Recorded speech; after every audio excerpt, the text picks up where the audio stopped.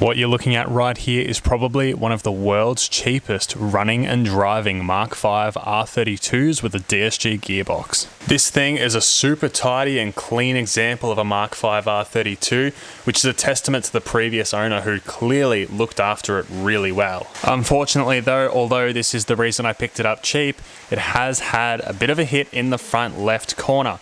However, amongst a deeper inspection on this and also taking it to my regular panel beater, all of this damage is completely superficial. Replacing the guard, bonnet, bumper, rad support, radiator, AC condenser and a headlight fixes 95% of the damage that we have here, making this a ridiculously cheap, salvageable car, which I'm going to put back on the road. So let's have a look at picking it up and then we'll go into further depth on the vehicle, showing the options, features, condition, kilometers, etc. and talking a little bit more about that.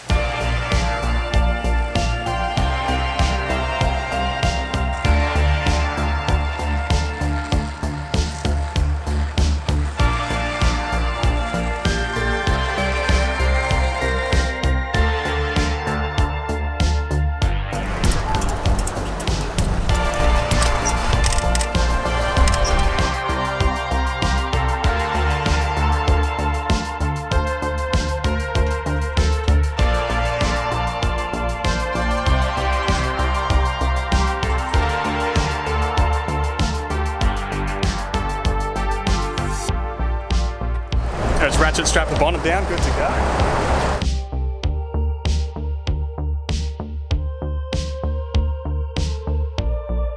So as I said before, this has been a clearly well kept and well maintained example. The paintwork, incredibly clean. It actually had some residue. It looks like someone had recently polished it and left some of the polish behind. I think someone has just spent a lot of money getting this car up to scratch. Complete with R32 logbook, 2 service books, yes this is a higher kilometer example, and what looks to be the spare key that is in basically brand new condition. Unfortunately the front windows were left down at the auction, so inside is excessively dusty and there are some signs of moisture and water being inside the cabin, nothing of which isn't going to be an easy fix with just a nice deep clean. But overall the seats are in excellent condition in the front, and in the back they don't even look like they've been used. All of the rims are in excellent condition with only a tiny bit of gutter rash on the back left rim, with basically brand new Bridgestone RE003 tyres on all 4 corners. Optioned with a sunroof, not my personal preference, however I haven't had a sunroof for a while so maybe this will change my opinion. And obviously an R32 wouldn't be complete without the dual center exit exhaust. So as you've seen, a super tidy shell.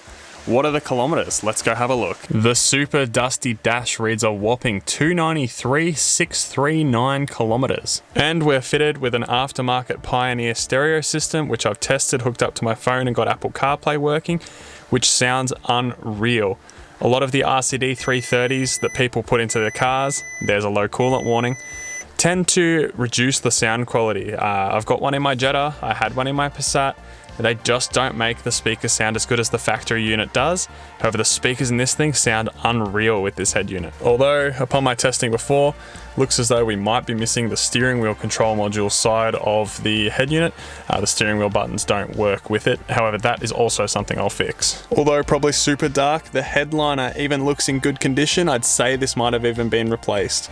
So diving into our service books, you can see quite a majority of the servicing all through Volkswagen until it goes to Volkswagen specific service centers, back to Volkswagen, and back to some more Volkswagen specific, and then to Prestige Auto Works, where it's had minor service, 6,000 Ks later, another minor service, 6,000 Ks later, major service, trans and spark plugs not 1,000 kilometers ago. This was done at 292,941. We have an extremely well looked after car, so let's hear it. And obviously, being that this thing doesn't have a radiator with coolant in it, when we run this, it's only going to be for a short burst of time.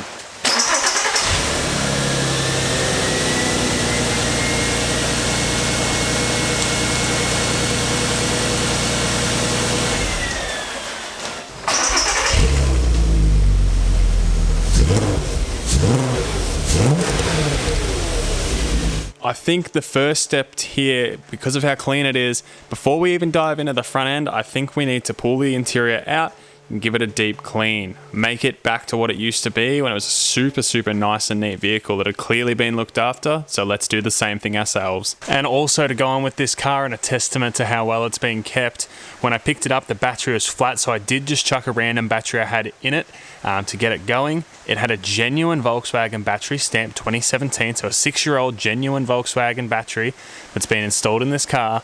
And I hooked it up to a charger last night, charged it out of the car, got it halfway up, and now it has enough amperage in it to actually start the car. I'm going to finish off the charge in it this morning, and hopefully this battery serves me well for another couple of years. Rightio, so here's the inside of the 32. Bit of leather conditioner, bit of leather cleaner. Back seats look brand new. Front seats are also looking awesome, with the exception of a little bit of damage from the rain or sun or whatever was getting in, because the windows were left down. Other than that though, front seats looking immaculate as well. I will probably get them retrimmed. And there we have all of the floor mats all cleaned up with the wet vac. And I've just taken it in to the inside of the cabin as well. Now I haven't removed the seats in the end because the car is so clean, but I've done all the footwells and all that. They're all nice and clean as well. And the inside of this car is starting to go back to what I imagine it would have been like before the windows were left down at the auctions, unfortunately. But I reckon a little bit more cleaning, a couple more wipe overs the entire interior, and this thing is going to be basically feeling brand new inside. I'm super excited for that. But that probably wraps it up for me on this car tonight. I'm going to probably go inside and try and sort out some bumper replacements and things like that. See if I can find myself an R32 front bar. I know that's like trying to find a needle in a haystack. But with that said, this is the budget, cheapest, whatever you want to call it, R32 in Australia.